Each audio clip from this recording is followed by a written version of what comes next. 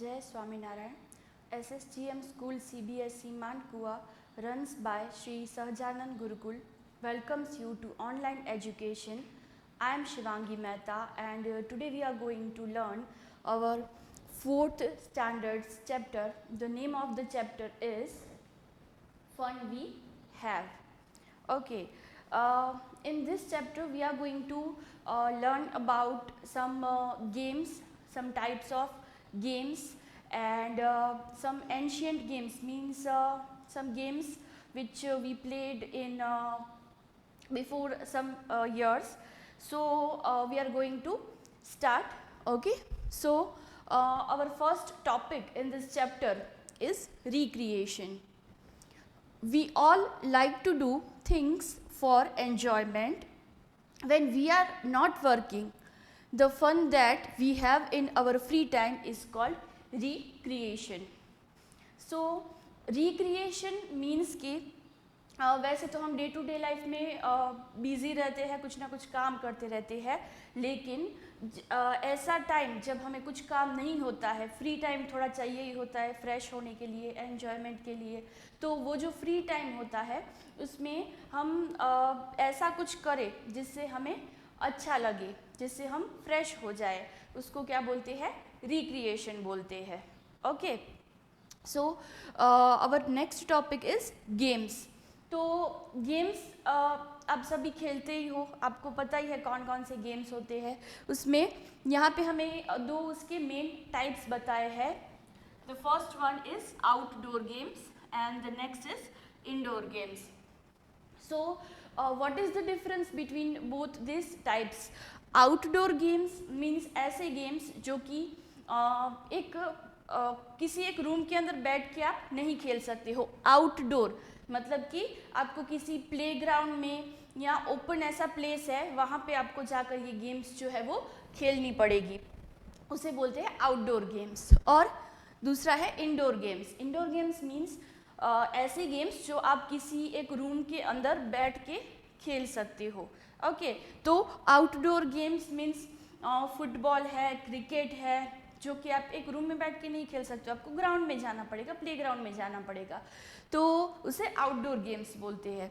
और indoor games में chess है, कैरम है, ये सारे जो गेम्स है वो आप एक जगह पर बैठ के खेल सकते हो, तो उसे इंडोर गेम्स बोला जाता है. I'll give some information about this games.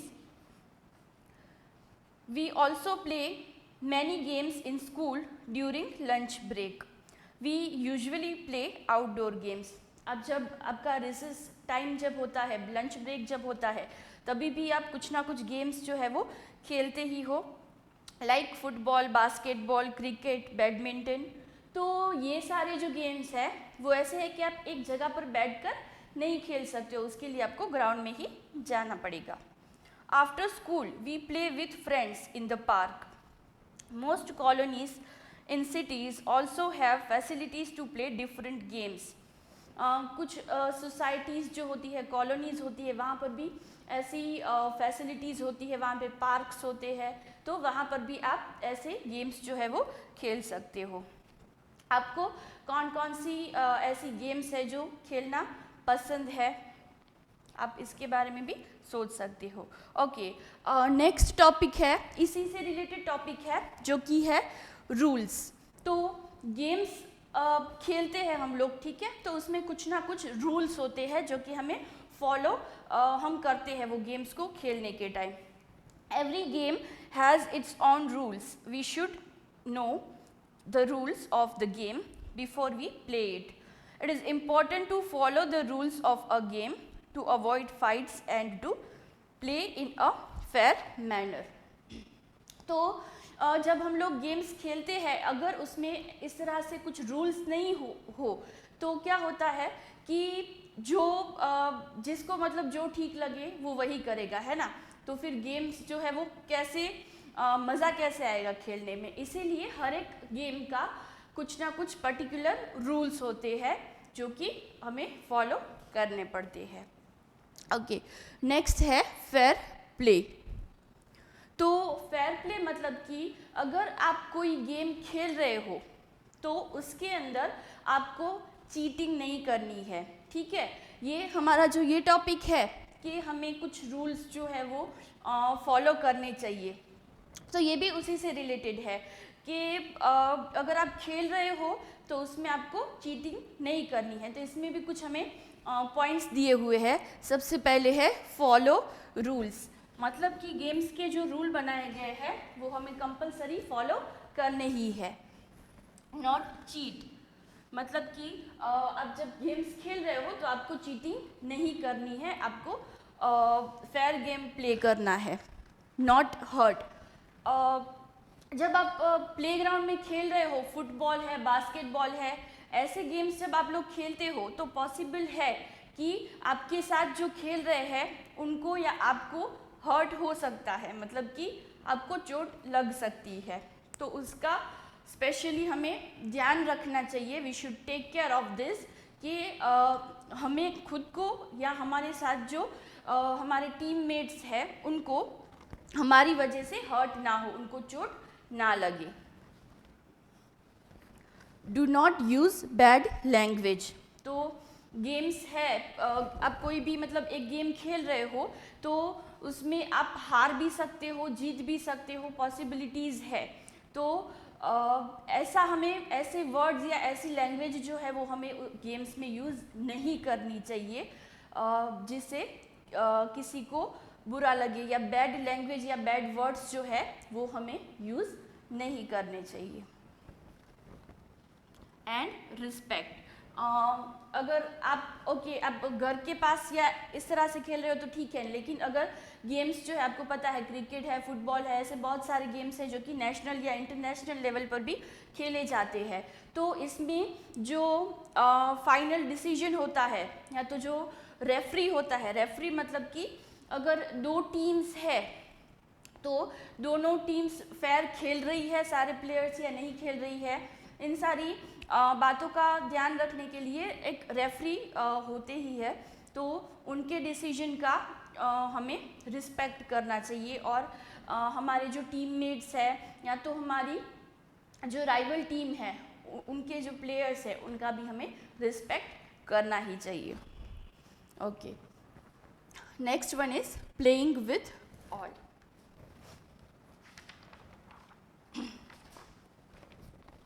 We should include all our friends while playing at school or at home. Everyone should be given a chance to participate. We should not stop playing with children who come from different backgrounds or speak different languages. We should play together without differentiating between boys and girls. We should learn to play as a team. तो हम जब खेल रहे हैं तो हमें specially कुछ बातों का ध्यान रखना चाहिए, मतलब कि अगर आप स्कूल में कोई गेम्स खेल रहे हो तो आपको ध्यान रखना चाहिए कि आपके सारे जो फ्रेंड्स हैं वो आपके गेम्स में पार्टिसिपेट कर सके, और गर्ल्स और बॉयज़ के बीच में भी आपको डिफ्रेंशिएट नहीं करना है। मतलब एक टीम अगर आप बना रहे हो तो उसमें गर्ल्स भी खेल सकते हैं, बॉयज़ भी खेल सकते हैं, उसमें हमें उनको डिफ्रेंशिएट नहीं करना चाहिए। नेक्स्ट है काइट फ्लाइंग। काइट फ्लाइंग, आप सभी को पता है कि काइट जो है वो हम लोग कौन सी ओकेशन को हम जनरली काइट्स जो है वो फ्लाई करते हैं? यस, उत्तरायण, जो कि 14 जनवरी को होती है ना। तो जनरली हम लोग उसी दिन काइट फ्लाई करते हैं। तो ये भी वन टाइप ऑफ एन्जॉयमेंट है, जैसे कि हमारे चैप्टर का नाम है कि किस तरह से हम लोग रिक्रिएशन कर सकते हैं, हमारे फ्री टाइम को इन्वेस्ट कर सकते हैं। तो उसमें ये जो एक चीज़ है कि हम लोग काइट्स जो है उसको भी फ्लाई करके रिक्रिएशन जो है वो कर सकते हैं। Playing with tops. Kriti's father showed her a colorful top. He told her that he loves spinning tops when he was a kid. A top is pear-shaped and has a thread wound around its base. When the thread is pulled, the top begins to spin. अभी तो ये tops जो है वो बहुत ही कम देखने को मिलते हैं, लेकिन पहले के टाइम में जो इसको एक छोटी सी जो रस्सी होती है उसे लगाकर खींचकर उसको उससे खेला जाता है। तो पहले के ज़माने में ये जो टॉप्स है वो उससे बहुत बच्चे जो है वो खेला करते थे। The next one is exercise. Games also helps us to exercise our body. Exercise is very important to keep our body healthy and fit. Beside playing sports, we can exercise our body in many ways. तो ये जो games है, specially जो outdoor games होती है, तो वो खेलने से हमें एक्सरसाइज मतलब कि हमारी जो बॉडी है उसको फिज़िकली कुछ वर्कआउट करती है, ठीक है। आउटडोर गेम्स खेलने से तो हमारी जो बॉडी है वो हेल्दी और फिट रह सकती है ऐसे गेम्स खेलने की वजह से। और अगर आप कम एक्टिव हो ऐसे आउटडोर गेम्स में, अपार्ट फ्रॉम दैट, तो आप कुछ एक्सरसाइज है या योगा है वो भी आप लोग ट्राई कर सकते हो। एट द मेला, जिसको फेयर भी बोला जाता है, तो आप सभी लोग कभी ना कभी मेले में तो गए ही होंगे। वैसे अब तो बहुत कम होते हैं ऐसे जो फेयर्स है, जो मेले है, फन फेयर, वो बहुत कम हो गए हैं। लेकिन पहले के ज़माने में तो वो बहुत मतलब थोड़े थोड़े टाइम में कहीं ना कहीं पर जो ऐसे मेले हैं वो लगते ही थे। So I will give you some detail about this.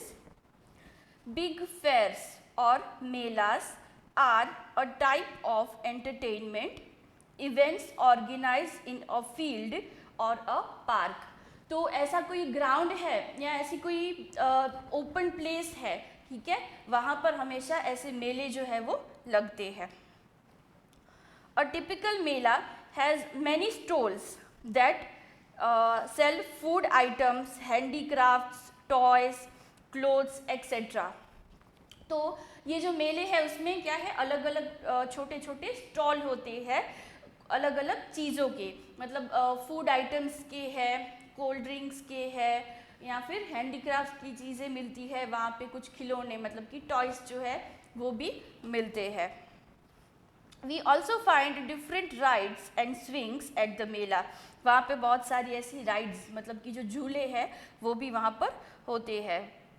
Melas are also organized on festive occasions such as Diwali, Dussehra, Christmas etc.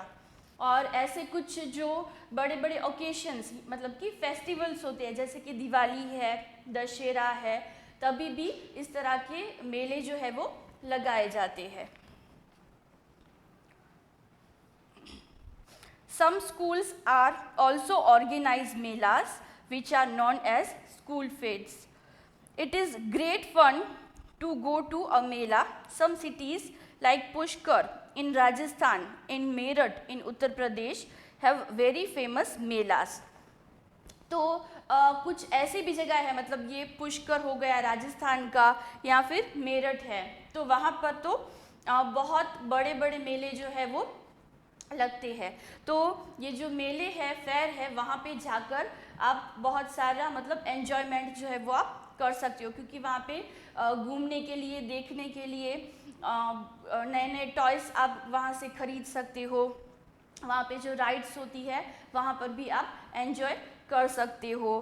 तो जो ये फेयर है वो इसीलिए है कि जो मतलब पूरा दिन हम लोग रूटीन में रहते हैं, तो ऐसी जगह पर कहीं जाकर हम लोग फ्रेश हो सकते हैं। नेक्स्ट है at the circus. A circus consist of a group of entertainers. Entertainers मतलब कि ऐसे लोग जो हमें एंटरटेन करते हैं।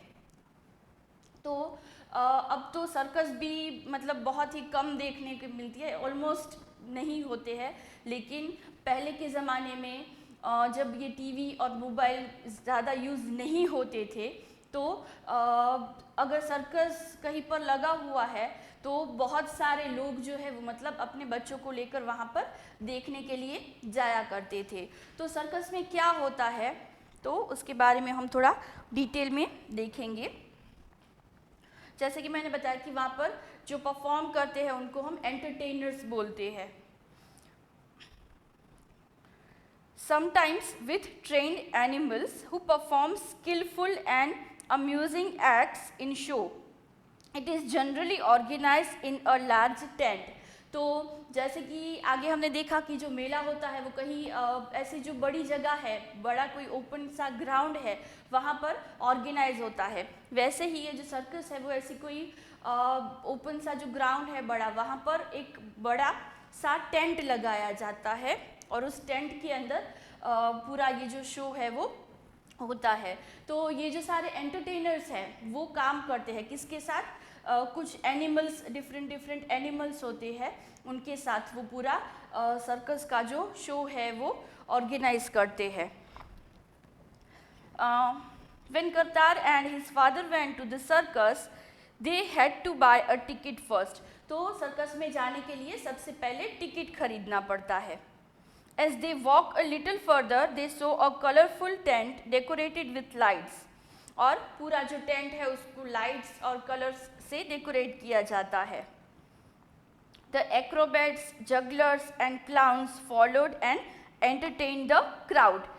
The acrobats jumped and performed some salt. कुछ जो एक्रोबैट्स वहाँ पर होते हैं वो कुछ ना कुछ मतलब एक्रोबैटिक से रिलेटेड जो आर्ट है अपना वो वहाँ पर शो करते हैं, और जोकर्स भी होते हैं वहाँ पे जो लोगों को हंसाते हैं, हंसाने का काम करते हैं। The elephants and the lions were popular among the audience. In the final act, all the artists walked around the stage. Kartar was very happy and he joined the audience in cheering. तो जो बच्चे जो देखने के लिए जाते हैं ऐसे सर्कस और मेले, उनको बहुत ही मज़ा आता है। तो अगर आपके आसपास भी कहीं सर्कस या मेले लगते हैं तो आपको डेफिनेटली वो देखने के लिए जाना ही चाहिए। Okay, I hope all this topics are clear to you. और होमवर्क में आपको